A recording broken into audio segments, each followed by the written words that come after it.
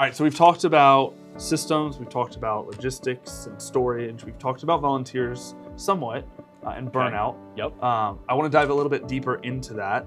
And so often, sometimes volunteers can feel like they're just filling a role, right? And man, we talk about this all the time, that there's such an important piece to the puzzle and kingdom work in this when it comes to portability and the volunteers that are part of that. What have you seen helps push volunteers to understand the importance of what they're doing, and how do we kind of help share that vision and cast that vision to pastors to be able to speak that into their volunteers, so that they're not just, when they're recruiting a volunteer, they're not just recruiting a role.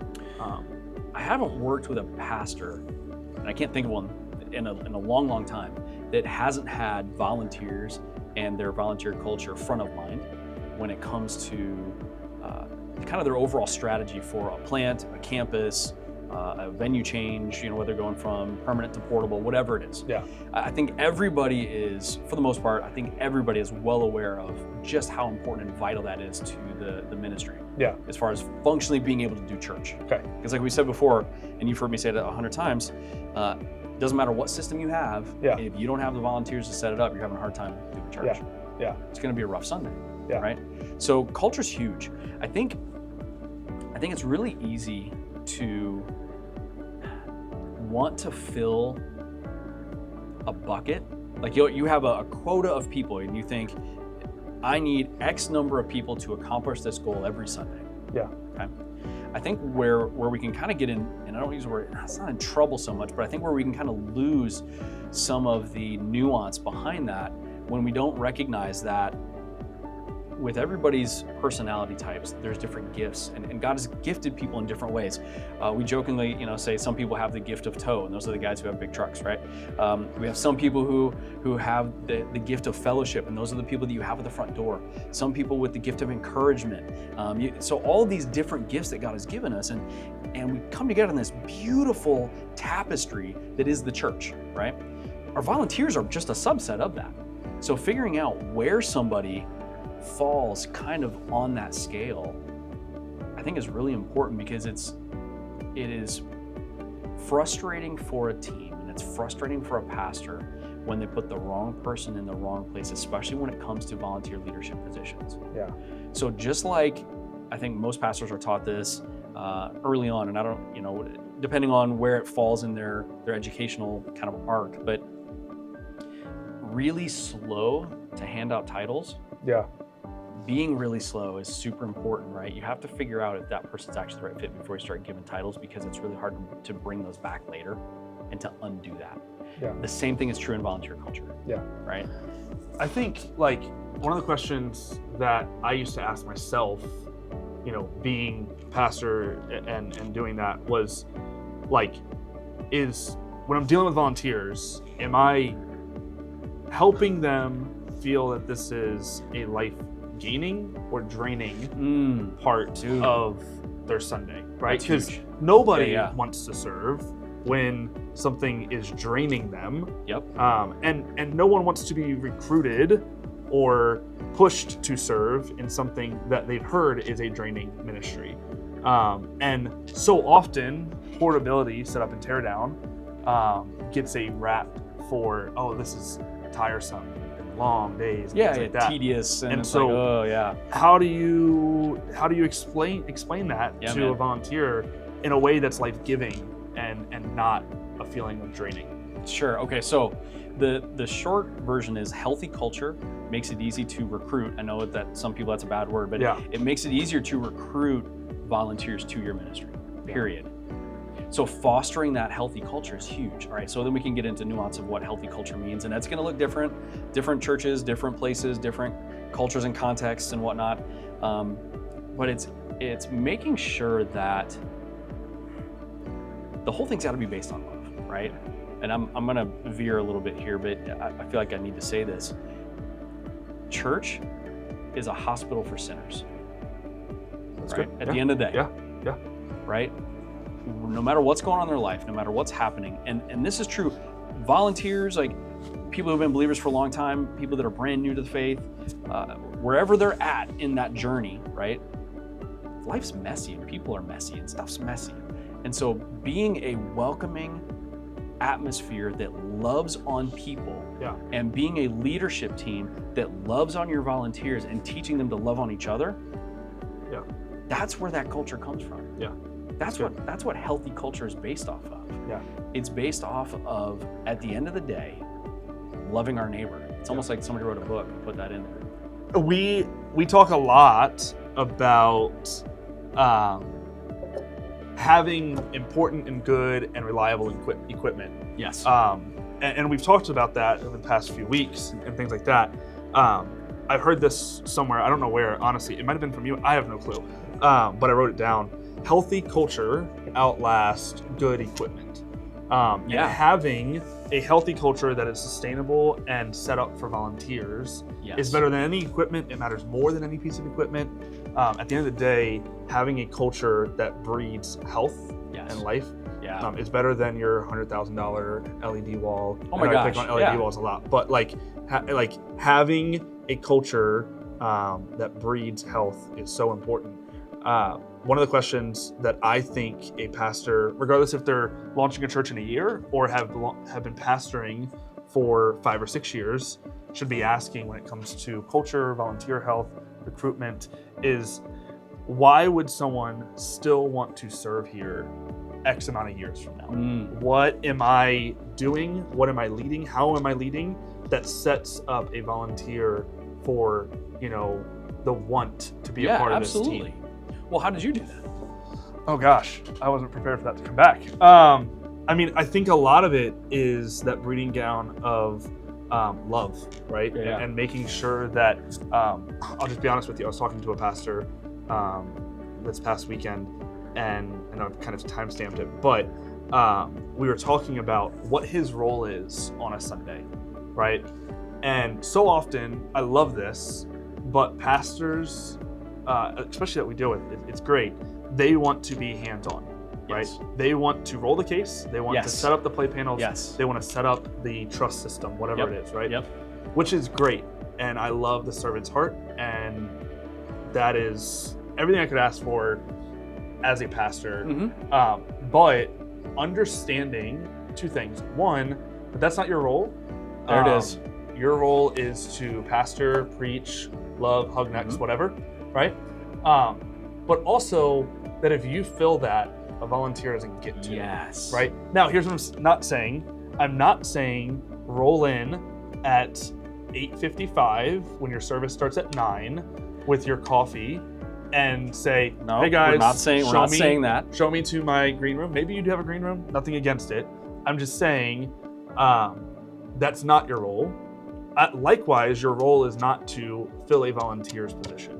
It's about being a cheerleader, and it's about loving on your people, and then creating an environment that fosters relationship. Right. One of the things I think it's really easy to do is to, like, maybe once a year, people get up and they say, hey, we want to say thank you so much to our setup and tear down folks that have been doing this, 52 weeks this year, and we love you.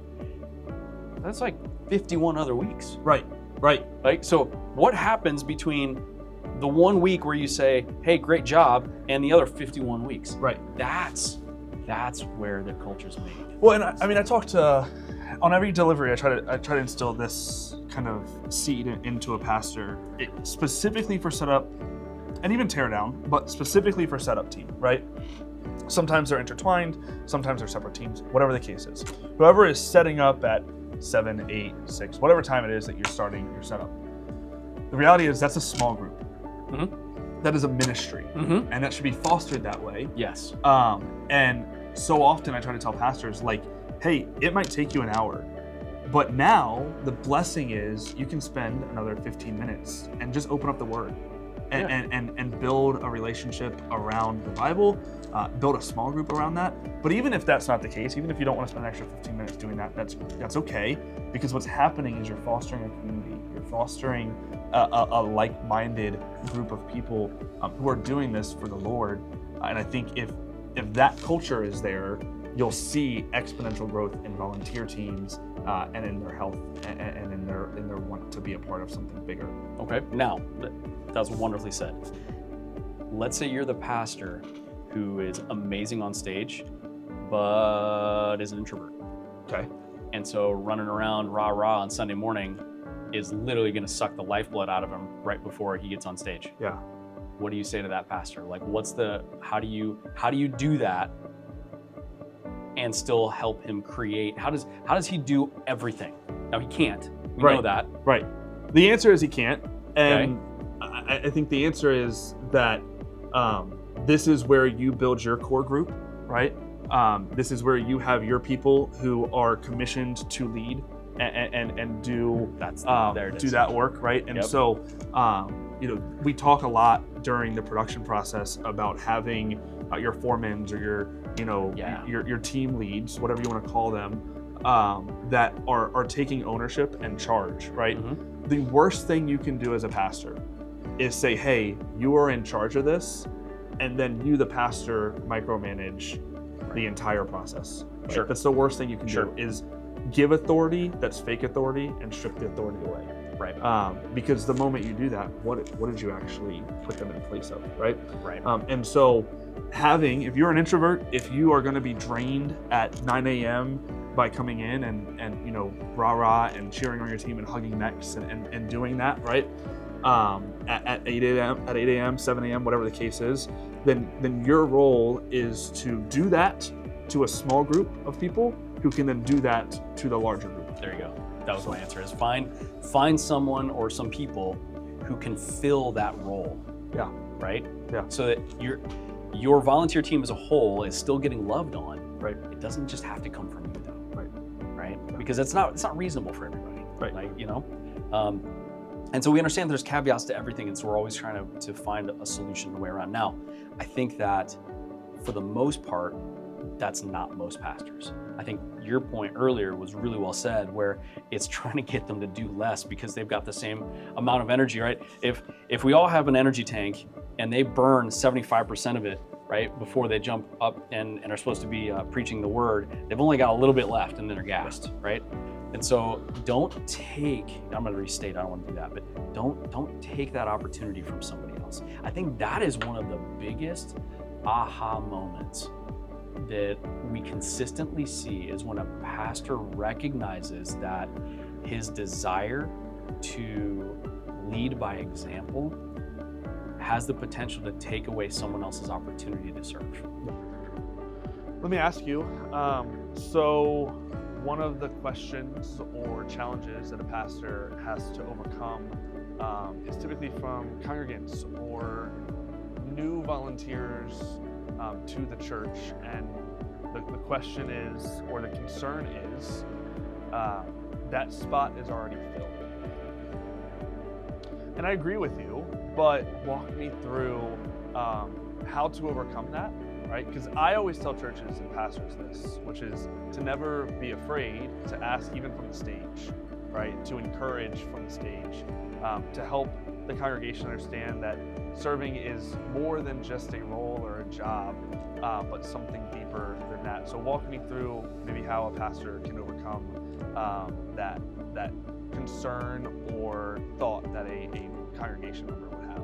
Yeah, Give me some insight. Absolutely. No, to your point, I think there's three primary ways to get new people to join the team, right? There's the stage ask, right, which you mentioned, great job.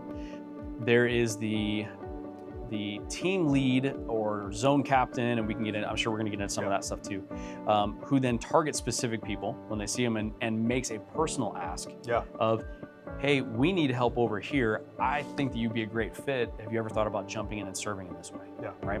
Then there's the third one, and it's one of my favorites. And you know, again, we've talked about how many deliveries you've done for years now. I've been delivery training for 18 years. Right. I picked this up very early on from another church, back in like 2008. And here's what's so fun. I tell every one of the set up and tear down volunteer teams when I'm doing the training, always be recruiting. Yeah. Right. And the way I tell them to do that is generally on the tear down process, right? that's where you're going to see more people. The church is generally still going to be full of people. There's going to be lots of people around. We do recommend, do not start the teardown process for 20 minutes after service ends. Yeah. Pastor wraps up, final prayer. Thanks for being here. Have a great week. We'll see you next Sunday. Boom, lights come on or whatever it is, and bumper music starts playing, right? Yeah. 20 minutes. Yep. Set a timer on ProPresenter. Goes into one of the corners of the screens with a little countdown timer. That's the way you do that. And sometimes it's longer. It can be longer. Because there's community that's being built. Right? Yes. So you have to take that into context. If you find out that, man, you're still kicking people out at 20 minutes, right, you probably need to elongate that a little bit. Yeah. 25, 30, whatever it is. What I say, my sweet spot for a pastor when I'm talking with them and engaging is somewhere between 20 and 30 minutes. I don't want to cut you off, I apologize. No, you're good, man. But for most churches, the reality is that in a portable setting, this is the only time that community is being built. Yes. You don't have 7, 8 classrooms in a permanent environment that a person or a congregation member can come and enjoy a small group on a Monday or a Wednesday evening. I'm not a huge fan of going in there. I like people, but I've got a battery, and when my battery gets low, it's like, time to go. So here's what I would say. The lobby is the heart of the church to that degree, right? Post-service, you've got to have community spaces. You got to have tables. You got to have a place where people can hang out, grab that cup of coffee, catch up. Do people take off? Sure. But you still got to create space. What you don't want to do is for somebody who's never been to your church to show up, have a great experience from street to seat, quoting our friend Jeff Beecham, from street to seat, have an awesome experience, great worship experience, awesome teaching, wrap up, and then you boot them out. No, okay. And I don't often look at the camera, but please do not say from the stage, "We love you, thank you so much, we'll see you next week." On the way out, grab your chair and put it on the chair rack. Begging. No. Please don't. Yeah, no, that's terrible. We don't do that. That's a no-go. All right. Now getting back to where I was at the beginning, always be recruiting. The teardown process, like we were saying, is during that window of time, there's going to be people that are still usually hanging out. Some people want to chip in and help out, stuff like that. If you are, Kevin, you're brand new to the church, I'm tearing down the table, and is tearing down the table and folding up the legs and doing all that stuff a two-person job? No. Can I do it by myself? Yes. However, if I've never seen you before, it's an awesome opportunity to me to look at you and say, "Hey, how you doing? Can you help me for a second?" Yeah. Right? "Hey, how long you been coming to the church?" "Oh, This is my first week." "Oh, it's your first week?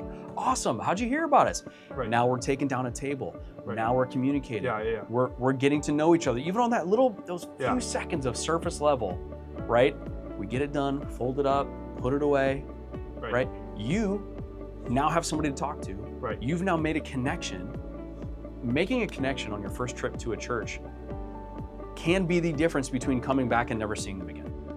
And I just want to clarify something, right? Because we just went from, "Hey, please do not have a first-time guest grab their chair on their way out," to, "Hey, help me with this table." That's and they're different. Very different. Totally They're different. Very different. Yes. One is do this work and leave, and the other, on the opposite end, is build a partnership, build community, build a relationship, and so that they can be engaged in future ministry. And this is 20 minutes in. Right. So this isn't like second 2. Right. Okay, now get up and get your stuff and get out. Right. This is, they're obviously hanging around. Right. Maybe they've been talking to a couple other people. Yeah. Right? Doesn't matter. Yeah. But now they have a name. So when they come back on Sunday and they see, you can engage them. Right. And if you do that enough over time, before they know it, they've joined the church and they're part of the setup and tear down team. If you feel like you're rushing people out, that's a systems thing. And that's when we need to start talking to the venue about alternative options. Yeah, that's fair. There's a constraint and you have to work around that. But that means you need to move things up early. You need to move things earlier. That's right. Potentially. Or you need to shorten something. Right. Or you need to work in the buffer. Right. Yeah. You have to have it. Yeah, that's great. Right? If you want your church to grow and you're booting everybody out after service and it's not growing, the reality is the church is for sinners. Right. Yeah. And this so, is a hospital. Right. Church is a hospital for sinners.